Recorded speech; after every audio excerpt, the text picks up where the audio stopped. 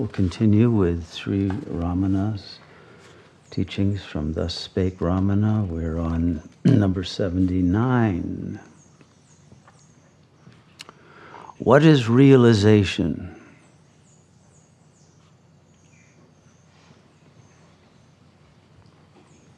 Is it to see God with four hands, bearing a conch, wheel, club, etc.? I doubt any of you had that thought. But even if God should appear in that form, which he might if you were an Orthodox Hindu, or if he would appear in the form of Christ, or Mother Mary, or Buddha on a lotus leaf, or Vishnu lying in an ocean of milk, or in any other form, would that be realization? So, even if God should appear in any form, how is the disciples' ignorance wiped out by such a vision? Would it really be of any benefit to you other than to have something to talk about, to impress other people with? Would there be any transformation from a vision like that? Such appearance is phenomenal and illusory. All perceptions, sensory perceptions, are indirect or secondary knowledge. This is very significant because the modern age is built on the philosophy of empiricism, which says that this knowledge through the senses is primary, not secondary. There's been an entire shift in the appreciation of the value and even the awareness of the possibility of direct knowledge that is not through the senses, because the senses lie. And they require interpretations. They require language. They require a symbolic grid. So there are several levels of separation from the real through anything that is sensed, whether it is sensed as if it were a phenomenal reality or a hallucination. Would a vision of God be reality or hallucinatory?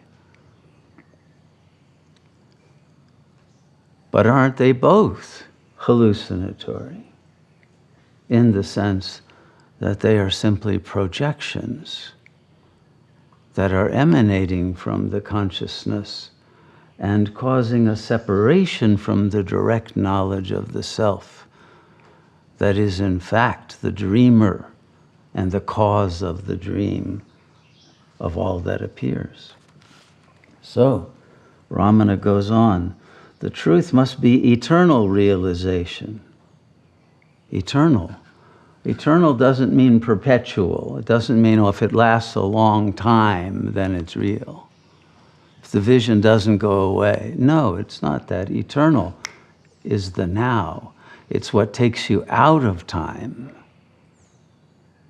into the real, because time itself is a secondary phenomenon, because reality doesn't appear in a linear succession of events. It's all here now. And only when it's all here now are you all here now. And that is the realization. So, the direct perception is ever-present experience. There must be a seer. The present superimposition of the body as the I is so deep-rooted that the vision before the eyes is considered pratyaksha, meaning, as we saw before, self-evident, but not the seer himself. So the I is the seer, not the body through which the sensory perception of secondary phenomena are perceived. The seer alone is real, and eternal. But no one knows what the seer is anymore, because the seer is identified with the mechanism through which sensory perception is received. And therefore, there is identification with the body. And as soon as that happens, the seer is lost. The real self is forgotten.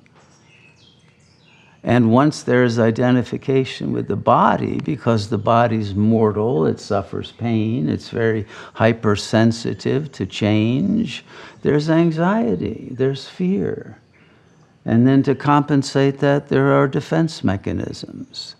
And a succession of layers of superimposition of buffers against the real, because the real is traumatic once there is identification with the body. Because the real is, the only real that is recognized then is what we call real one. Real one is the mortal body and its world of pain. No one wants to be in that without defense mechanisms, without drugs, without cigarettes, without alcohol, without boyfriends and girlfriends, without all the bufferings of a comfort zone that keeps one from facing the truth. So, Ramana says the seer alone is real and eternal.